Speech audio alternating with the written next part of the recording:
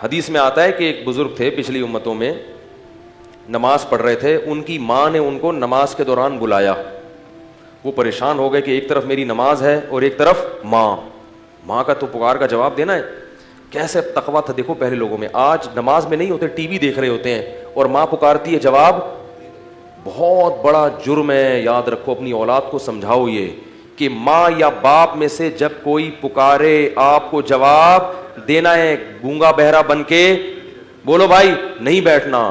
Mobile میں لگی ہوئی ہے بیٹی, واٹس ایپ دیکھ رہی ہے, ماں بلا رہی ہے کہ جواب ہی نہیں دے رہی. بہت بڑا جرم ہے, بہت بڑی بدتمیزی ہے, بہت بڑی بے اکرامی ہے یہ. تو بزرگ تھے نا, تبھی تو ڈر گئے کہ نماز ہے اور کون پکار رہا ہے, ماں پکار رہی ہے. اب کنفیوز ہو گئے کہ یار ایک طرف نماز ہے, مسئلہ معلوم نہیں تھا کہ نماز توڑوں تو اللہ ناراض ہو سکتا ہے, نماز نہیں توڑوں تو کیا ہوگا. تو ماں نے فوراً بد دعا دی, جواب نہیں دیا نا انہوں نے. تو اللہ کرے تجھ پر کوئی کسی عورت کی کیا لگے, تہمت لگے. کتنی بڑی ہو خواتین کی زبانیں. نبی صلی اللہ علیہ وسلم نے جو فرمایا نا کہ عورتیں جہنم میں مردوں سے زیادہ ہوں گی, اس کی بڑی وجہ کیا ہے, زبان. چھوٹی چھوٹے معاملات کو بہت کیا کر دیتی ہیں, بڑا بنا دیتی ہیں, بہت بڑا. لان تان بہت کرتی ہیں. بار بار کہتا ہوں جو بیان سن رہی ہیں وہ نہیں, ان کے علاوہ بھاگ جائیں گی, بھائی بولیں گے کیا بول رہا ہے. تو اب کیا ہوا کہ وہ جب بزرگ پہ تہمت لگی ہے, وہ جب بددعا دی انہوں نے, کچھ وقت کے بعد کیا ہوا, ایک عورت کے بچہ پیدا ہوا جو بغیر باپ کے یعنی زنا سے. اب لوگوں نے اس کو پکڑ لیا, بھائی تیری تو شادی نہیں ہوئی, تجھے بچہ کیسے پیدا ہوا. تو اس نے فوراً تہمت لگا دی اس بزرگ پہ, جھوٹی تہمت. یہ جو صوفی بنا پھرتا ہے نا ایسے نماز روزے میں لگا ہے ہر وقت, یہ ہے. لوگ میں سینس تو ہے نہیں کہ بھائی کوئی بھی دشمنی میں لگا سکتا ہے, کوئی بھی اپنے اصل مجرم کو بچانے کے لیے بھی کسی پہ کوئی دشمنی نہیں ہوتی, لیکن اصل جو ہے نا اس سے تو دوستی ہے, وہ بچ جائے. ان کو پکڑ کے ان کی عبادت گاہ کو گرا دیا, اور جو ان کو توہین کر سکتے تھے کرے. بیچارے بڑے, ان کو یاد آیا کہ یہ کیا تھا, میری ماں کی بددعا. حدیث میں آتا ہے کہ بچپن میں کوئی بھی نہیں بولتا سوائے 3 بچوں کے, ان میں ایک یہ بھی تھے.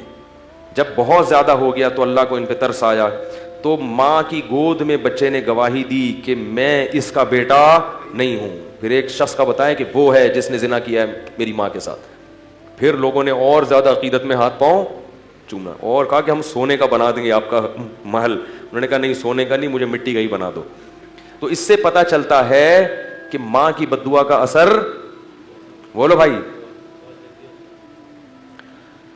بہت جلدی ماں کی بددعا کا اثر ہوتا ہے. تو اس طرح پتہ چلتا ہے کہ ماں کی دعا کا اثر بھی جلدی ہوتا ہوگا یقیناً. تو اس لیے والدین کو خوش کر کے ان کی دعائیں لینی چاہیے, اور والدین کو چاہیے اگر کبھی اولاد سے کمی کوتاہی ہو گئی ہے تو بددعا, بہت بڑا جرم ہے یہ, اس سے ماں باپ کو بھی سزا ملے گی کہ اتنی سی بات پہ بددعا دی کیوں تم نے. تو اسی وجہ سے امام ابو حنیفہ رحمہ اللہ تعالیٰ نے اس حدیث سے استدلال کیا کہ نفل نماز اگر آپ پڑھ رہے ہیں اور والدین آپ کو پکاریں تو نماز توڑ کر ان کا جواب دینا چاہیے. ٹی وی دیکھتے ہوئے جواب دینا کیوں واجب نہیں ہوگا, واٹس ایپ پہ بیٹھے ہوئے کیوں واجب نہیں ہوگا. بے شک آپ وہ بات نہ کریں, آپ کچھ عذر کر لیں کہ میں مصروف ہوں, یہ ہوں, لیکن گونگے بن کے بہرے بن کے نہ بیٹھیں. اور یہی حکم باپ کا بھی ہے, ماں کا بھی ہے, دادا کا بھی ہے, نانا کا بھی ہے, دادی کا بھی ہے اور نانی کا بھی ہے.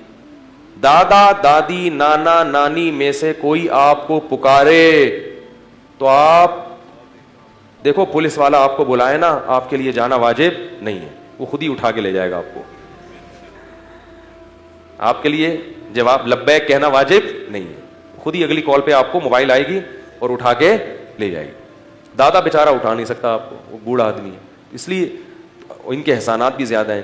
تو دادا دادی نانا نانی, اسی طرح پر دادا پر دادی پر نانا, یہ سب جتنے بھی آپ کے آباء و اجداد ہیں نا, ان میں سے کوئی بھی پکارتا ہے تو آپ کو اس کا جواب دینا واجب ہے, کیونکہ ان کی توہین شریعت کسی بھی صورت میں برداشت. اب سوچو, اس توہین کو برداشت نہیں کیا گیا کہ چپ رہو, تو جا کے ان سے بدتمیزی والی توہین کو کیسے برداشت کرے گی شریعت, کہ جھڑک کے بات کر رہے ہو ان سے, ان کو یوں کر رہے ہو. یہ جو غیر مسلم قومیں ہیں نا, ان میں بالکل احترام نکل